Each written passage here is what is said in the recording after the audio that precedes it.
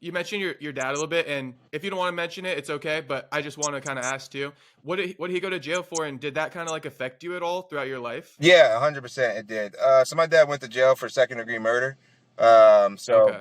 I definitely, and again, we didn't know him much, and I mean that's not that surprising for Detroit. Detroit in that early '90s, early or late '80s, early '90s is a violent place, and Yeah. so yeah, so that's what he went to jail for. And obviously having a dad who's a murderer and all that good stuff, and my mom thought I looked just like him. It affected me because I was always seeming like I always was told like I'm being similar to him, and not that he's a bad Yeah. man or anything, but I had a lot of anger issues.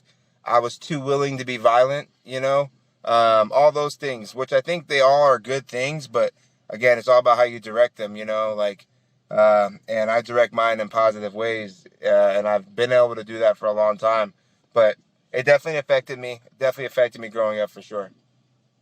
Yeah. And how did you kind of move past that? Did martial arts help? Because I know that helps a lot of people who deal with aggression or violence and stuff. I Did think that kind of help you get your head on straight with that? I think it did, but it wasn't traditional Yeah. martial arts. I was always into martial arts, so very much anime, very much martial arts, Jackie Chan, Bruce Lee, all the Donnie Yeah. Yen. So listening to them and following them and kind of just being fans of them and looking at the discipline side, that was always instilled in me. But then the areas that I was at and the people that I was around was kind of like pushing the complete opposite, which is like be arrogant about it, boast it, go out there and use it, like use your violent abilities for not good, So there was kind of like Right. those two sides of it where I got friends and people around me that are like, nah, we're going to, oh, snap, you can get down like that. Oh, we're going to use you, we got something Yeah. that you could do with that over here, bro. Let's go see this.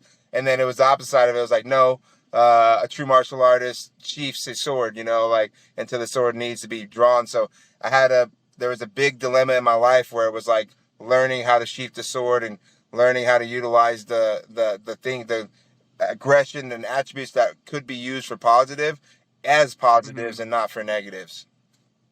Oh, that's interesting. So you had people pulling you both ways. Like you kind of understood martial arts, how it's like kind of good guys, right? But then you had people kind of pulling you this other way, like loving how you can fight people, and they're like, "Oh, come fight this guy, come fight that guy," or something like that. Oh yeah, 100%, 100%. Yeah, yeah. And That's crazy. again, So you're conflicted. I You're was like, where do I go? Like, I was yeah. conflicted, and it made it conflicted me inside too on who I wanted to be and Mm, the character that I wanted to exude. Because I wanted to do that for people that are around me, but at the same time, it was like this is wrong. At the same time, it's like this is. I know that the people that are pushing me to do this are in the wrong, and they're utilizing this and for the wrong reasons. And the opposite side was like, hey, but you know what? This is what they do. This is what we do. So let's go do it. right. So, but it's all good because all of it led to me being who I am today and not taking things for granted. Right? I understand that thought process. I understand what it is to be put in positions where you do things that don't necessarily describe your character, but you do them because of your surroundings. You know what I'm saying? Right. And so that's something that I think is gonna stay attached to me and lead me to help others that are in the same type of situations.